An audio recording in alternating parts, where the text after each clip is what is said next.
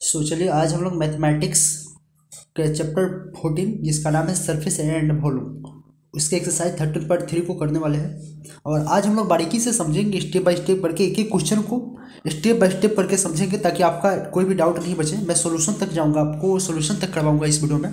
और इस वीडियो में मैं 3 से 4 क्वेश्चंस को कवर कर रहा हूँ। अगर आप अपने से पहले जाकर के बनाने का प्रयास कीजिएगा क्योंकि बहुत ही ईजी क्वेश्चन है 13.3 में, और आप इसको पहले बनाइएगा। अपने से नहीं बनता है देन उसके बाद आप मेरा वीडियो का हेल्प ले सकते हैं। बिकॉज मैं अपना मेरा जो यूनिक सोल्यूशन है वो सीबीएसई बोर्ड पे बेस्ड है। जिस तरीके से सीबीएसई बोर्ड को चाहिए कि इसी तरीके का सोल्यूशन, उसी तरीके से मैं सोल्यूशन यहाँ पे इस ऐप के थ्रू करके आप सभी को ऑनलाइन माध्यम से आप सभी को प्रोवाइड करने का प्रयास करता हूँ ताकि आप घर बैठे भी इजिली अफोर्ड कर सकते हैं, एजुकेशन को प्राप्त कर सकते हैं। तो चलिए, मेरा दायित्व बनता है कि आप सभी को मैंने जो टारगेट रखा है कि मुझे जनवरी पूरे में सिलेबस कवर करना है, तो मेरा दायित्व बनता है कि एक एक दिन का मैं आपको कवर कराते चलूँ। तो 13.3 का पहला क्वेश्चन सबसे पहले पढ़ना पड़ेगा आपको। क्वेश्चन विदाउट पढ़े आप आंसर नहीं दे सकते हैं। एक क्वेश्चन है, कुछ का एक मेटालिक स्फीयर है, एक मेटालिक स्फीयर है, गोला है जिसका radius 4.2 centimetre and melted and recast into the shape of a cylinder. उसके मेल्टेड करके उसके रिकास्ट किया जाता है और उसको इस सिलेंडर के शेप में उसको कर दिया जाता है। एक मेटालिक स्फीयर को, ठीक है, उसे पीट पीट करके उसको इस तरीके से, जैसे कि कोई किसी भी वस्तु को क्या करता है, लोहार क्या करता है, उसको पूरी तरीके से उसको पीट पीट करके कुछ दूसरा शेप में दे देता है। तो इसी तरीके से स्फीयर को किस तरीके से शेप दिया गया है, सिलेंडर के शेप में बनाया गया है और उस सिलेंडर का रेडियस 6 सेंटीमीटर बताया गया है। तो find the height of the cylinder. तो हमें सिलेंडर का हाइट बताना है। मुझे क्या क्या दिया हुआ है इस क्वेश्चन में, यहाँ पे रेडियस दिया हुआ है स्फीयर का 4.2 सेंटीमीटर है, सिलेंडर का रेडियस, हाँ, तो यहाँ पे मुझे सिलेंडर का रेडियस 6 सेंटीमीटर है और क्या दिया हुआ है मुझे, रेडियस ऑफ स्फीयर का रेडियस 4.2 सेंटीमीटर है। तो रेडियस ऑफ हेमी स्फीयर, पहले क्या करते हैं, एक मेटालिक स्फीयर है उसको radius of hemisphere 4.2 centimetre, radius of cylinder 6 centimetre लिख देता हूँ। और हमें निकालना क्या है, हाइट ऑफ सिलेंडर निकालना है। तो जो मुझे निकालना होता है उसे क्या मानता हूँ मैं, लेट कर देता हूँ, उसे मैं एक्स कर देता हूँ, लेट। तो let the height of the cylinder be H. मान लिया मैं हाइट ऑफ सिलेंडर क्या है, एच है। तो हमें क्या करना है, the object formed by recasting the hemisphere will be the same in volume. तो उसका वॉल्यूम क्या होगा, जब उसको इस वस्तु को, किसी भी वस्तु को रिकास्टिंग करते हैं, उसे रिकास्टिंग मतलब पुनः अलग तरीके से बनाते हैं किसी फॉर्म में, तो उसका सेम वॉल्यूम होता है। क्या होता है, उसका वॉल्यूम सेम होता है।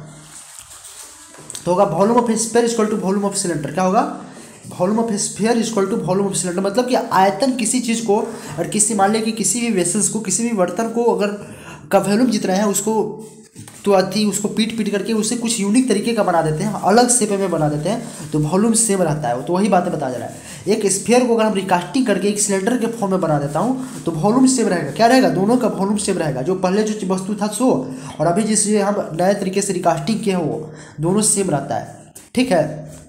तो दोनों सेम रहता है तो मेरा क्या हो जाएगा, दोनों का इक्वल सेम हो जाएगा। अब वॉल्यूम ऑफ स्फीयर आपको याद नहीं होगा तो क्या आप तो नहीं, आपके दादाजी भी नहीं बना पाएंगे। मैं सीधी बात बोलता हूँ, फैक्ट बोलता हूँ। तो क्योंकि विदाउट फार्मूला याद किया आप क्वेश्चन सॉल्व नहीं कर सकते हैं, खास करके मेंसुरेशन का। तो आपको फार्मूला याद होना चाहिए कि वॉल्यूम ऑफ स्फीयर क्या है, वॉल्यूम ऑफ सिलेंडर क्या है, volume of hemisphere, volume of, ठीक है, उसके बाद वॉल्यूम ऑफ कोन, ये सारे याद होना चाहिए आपको। और ये आपको माइंड में नहीं, आपके ओठ पे याद होना चाहिए, देखते ही आपको आ जाना चाहिए माइंड में। तो वॉल्यूम ऑफ स्फीयर क्या होता है, 4/3 पाई आर क्यू होता है। वॉल्यूम ऑफ स्फीयर होता है 4/3 पाई आर क्यू। एकदम वॉल्यूम याद रखना है कि वॉल्यूम क्यूब में ही होता है, क्यूब में, तो आर का क्यूब हो जाएगा।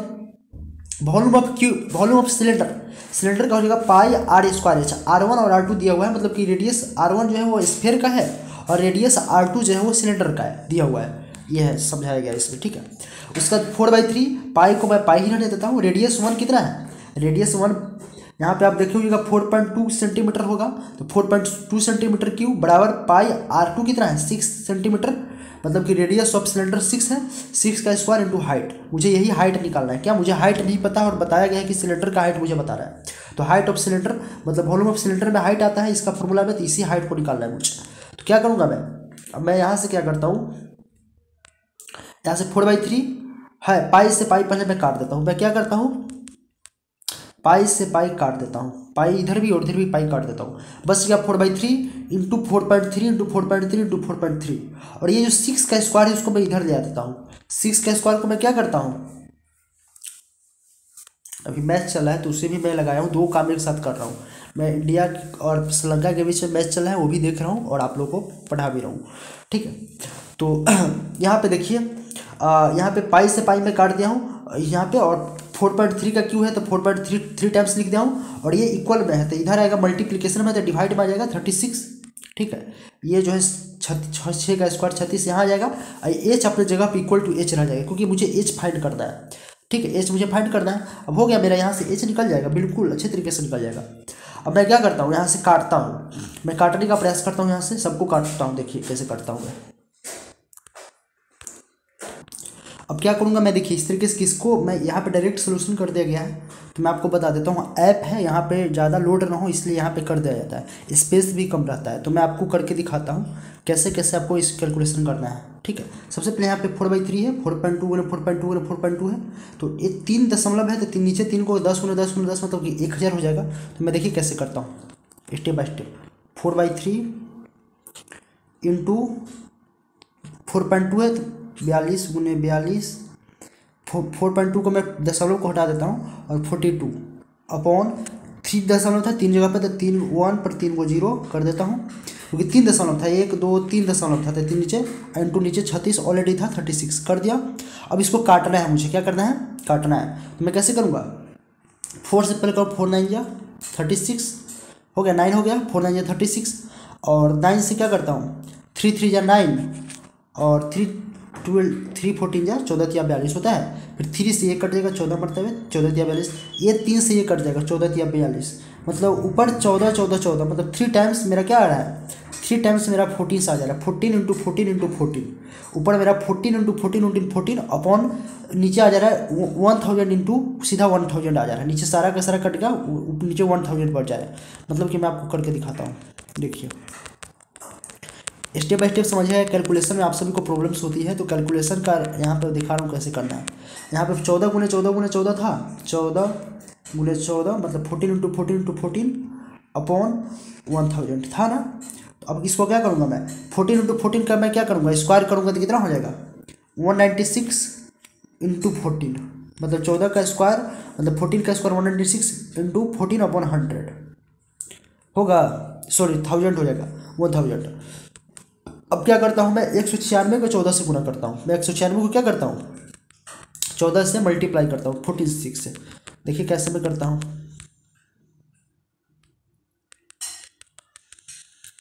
196 को मैं करता हूँ 14 से, तो क्या हो जाएगा 46 जाए 84 का 4, 14 आ जाए 136, और 8 इसमें का तो हो जाएगा 4, और 51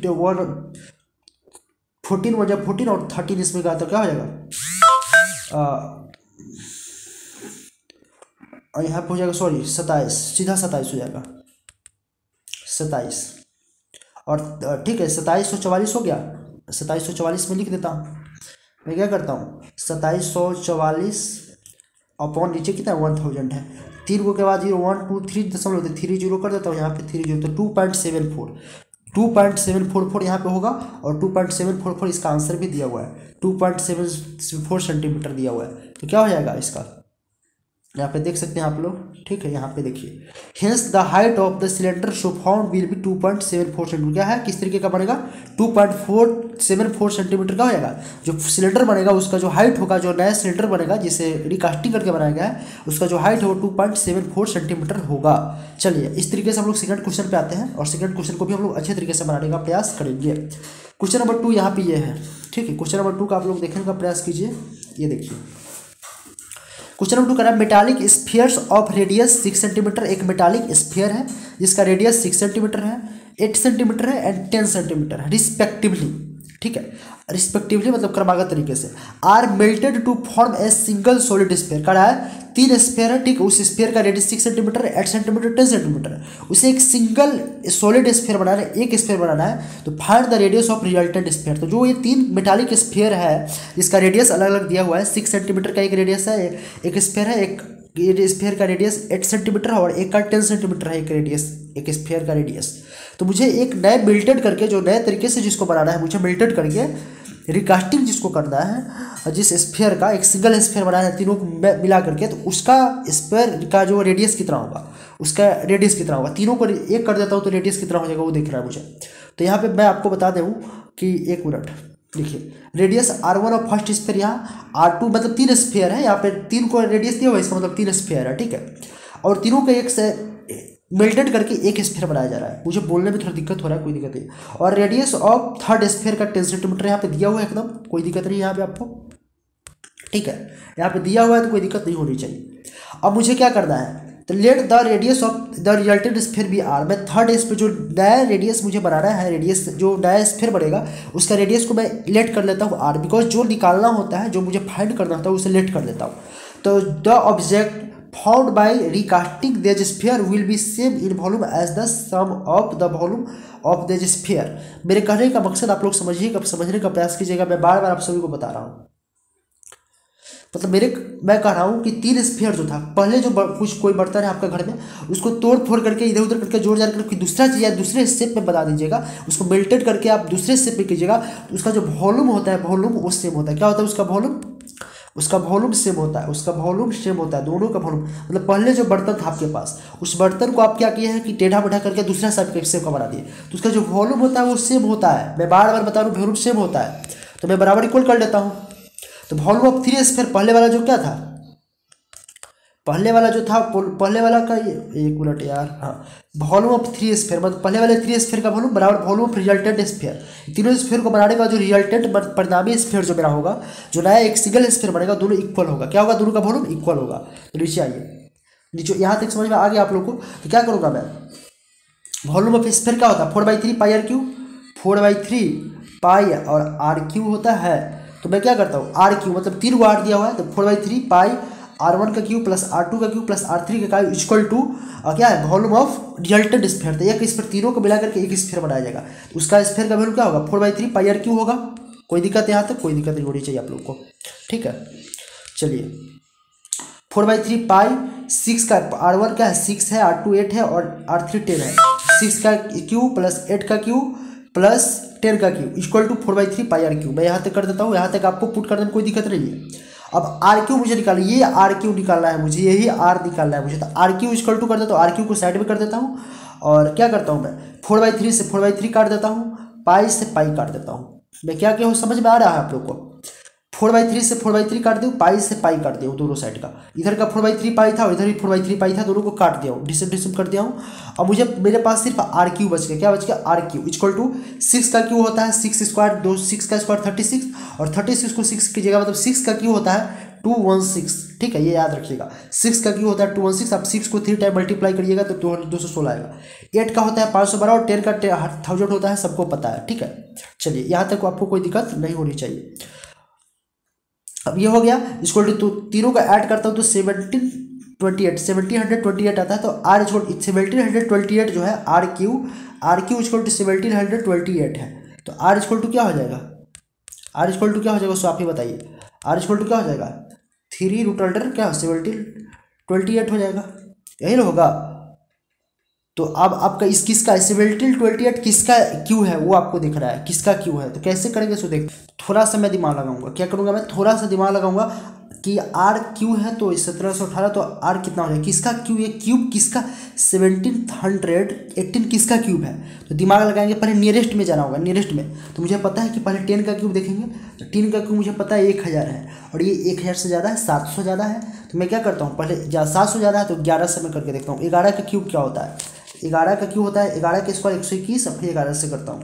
11 11 दूना 22 का 2 और 11 का 1 11 दूना 22 से 23 का 3 11 के बार 1331 कितना रहा है, 11 का क्यूब 1331 आ रहा है, 1331 और ये कितना है 1728। मतलब कि इसका नियरेस्ट में जा रहा हूँ। इसका तुरंत बाद वाला मैं करके देखता हूँ, 12 का देखता हूँ करके। तो 12 का स्क्वायर कितना होता है 144, 12 का स्क्वायर इन होता है। फिर 12 से करता हूँ, 12 4 कितना होता है 48, 8 हो जाएगा, 12 4 48 2 हो जाएगा, 52 हो जाएगा और 12 के 12 5 17 1728। देखिए यहाँ पे 12 का स्क्वायर है, मुझे पता चल गया, मैं चीटिंग कर दिया हूँ। यहाँ पे देख सकते हैं 12 का square R equal to 12 centimetre हो जाएगा। तो क्या हो जाएगा, therefore the radius of the sphere so formed will be 12 centimetre. उसका नया रेडियस हो जाएगा, नया स्फीयर का रेडियस 12 सेंटीमीटर हो जाएगा। तो ये बहुत ही ईजी था, आप लोग समझिएगा तो अच्छे से बना ही लीजिएगा, ठीक है।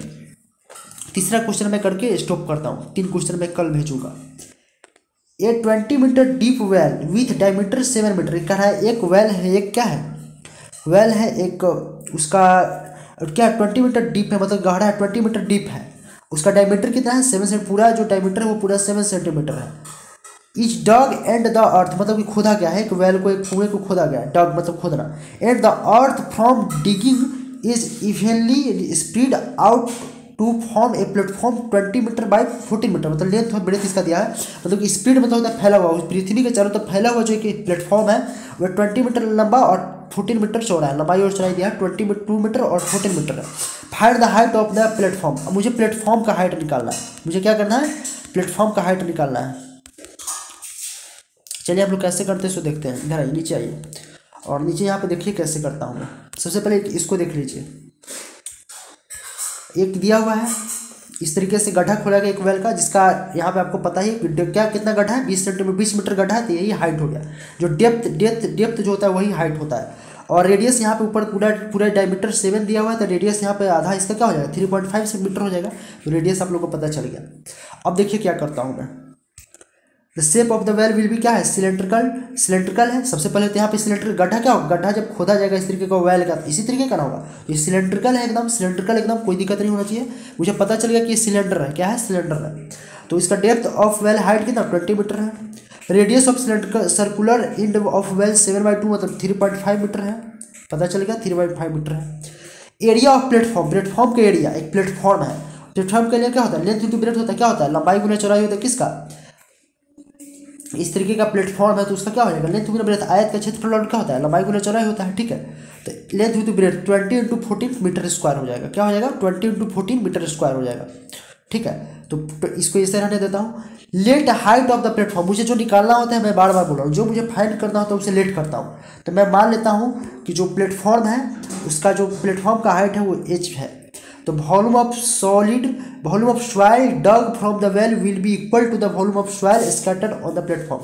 वो जो सॉइल मिट्टी जो था, जितना मिट्टी में निकाला हूँ गड्ढा खोद करके कुएं को, और उसको स्प्लिट किया हूँ, क्या किया हूँ, उस सॉइल को क्या किया हूँ, मैं सॉलिड बोला था, उसमें से सॉइल को मैं सॉलिड बोला था। जो सॉइल जो मिट्टी था, जिस मिट्टी को मैं कुआं खोदने के लिए निकाला हूँ, उस मिट्टी को स्प्लिट करके एक प्लेटफॉर्म बनाएगा। तो दोनों का वॉल्यूम सेम होगा। मैं बार बार बता रहा हूँ कि जो किसी पुराने चीज़ को अगर स्प्लिट किया जाता है या कुछ भी किसी तरीके से सेव करते हैं आप, तो उसका जो वॉल्यूम होता है वो सेम होता है। तो जो जितना मिट्टी में निकाला हूँ उसका वॉल्यूम कितना होगा, स्प्लिट करके जो एक प्लेटफॉर्म निर्माण कर रहा हूँ वो सेम होगा, ठीक है।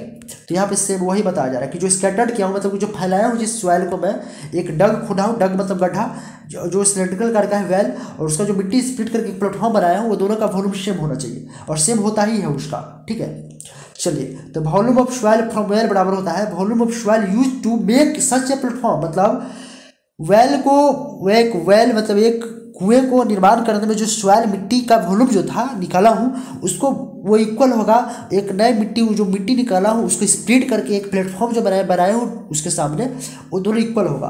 तो क्या हो जाएगा, volume of soil from well, well का क्या होगा πr²h, यही ना होता है। सिलेंडर का वॉल्यूम क्या होता है, वेल क्या है सिलेंड्रिकल फॉर्म में है, तो वेल सिलेंड्रिकल फॉर्म में है, तो इस सिलेंडर का क्या होता है वॉल्यूम πr² होता है, तो इसका भी πr² हो जाएगा, बराबर volume of soil used to make such platform. तो क्या हो जाएगा, प्लेटफॉर्म बनाने में, तो एरिया ऑफ प्लेटफॉर्म गुना हाइट ऑफ प्लेटफॉर्म क्या हो जाएगा, उस प्लेटफॉर्म को बनाने में, इस तरीके का प्लेटफॉर्म बनाने में क्या हुआ है, area of platform to height of platform, इसका हो जाएगा जो नया प्लेटफॉर्म बना है उसका वॉल्यूम क्या हो जाएगा, एरिया, उसका पूरे एरिया निकालूंगा प्लेटफॉर्म का और उसका हाइट निकालूंगा, तो क्या मुझे इनका पता चल जाएगा, वॉल्यूम पता चल जाएगा उसका, किसका, उस न्यू प्लेटफॉर्म को। तो π/r कितना है, रेडियस कितना 7/2 था, मतलब 3.5 सेंटीमीटर मीटर स्क्वायर, तो 7/2 का स्क्वायर, और हाइट मुझे पता है, हाइट कितना है टोटल, वो 20 मीटर है, तो 20 equal to area of platform, platform का एरिया कितना है 20 × यहाँ पे देख लीजिए, यहाँ पे आप लोग को नहीं समझ में आ रहा है, तो area of platform length into breath होता है 22 × 14 दिया हुआ है, 22 और 14, तो यहाँ पे 22 और 14 कर देता हूँ मैं, क्या करता हूँ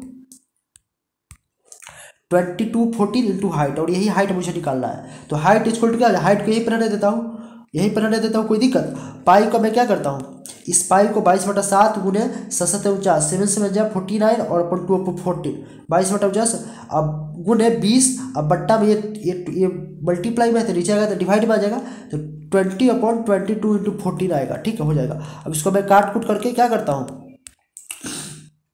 इसको काट कूट करूँगा, मतलब इसको अच्छी तरीके से सिंप्लीफाई करूँगा तो 2.5 मीटर आ जाएगा। ठीक है, कैसे काटना है सो देख लीजिए आप। 7 से 7 काट दूंगा, 7 से 49 हो जाएगा। ठीक है, हो जाएगा।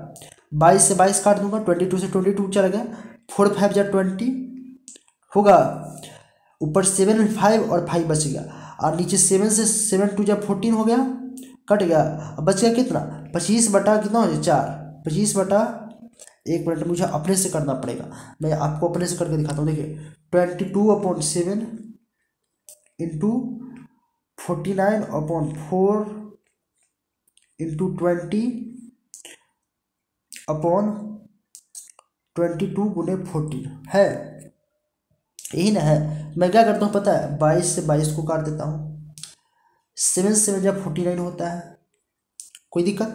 इस 7 से फिर मैं इसी 7 से मैं क्या करता हूँ, 7 दूना 14 इसको काट देता हूँ, 4 5 20 इसको काट देता हूँ, 4 5 या 20, 4 5 या 20 हो जाएगा।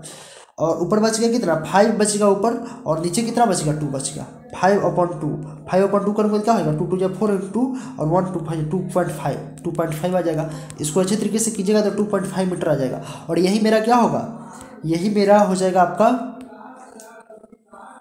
यही हो जाएगा। Therefore the height of such platform will be 2.5 metre, 2.5 metre हो जाएगा। क्या हो जाएगा, 2.5 मीटर क्या हो गया मेरा, नए प्लेटफॉर्म का हाइट हो गया। ठीक है, तो ये 3 क्वेश्चंस आपको इजीली मैं समझाने का प्रयास किया हूँ। उम्मीद करता हूँ कि आप सभी को समझ में आया होगा। मैं नेक्स्ट वीडियो में अगला क्वेश्चन लेकर के आऊँगा। ठीक है।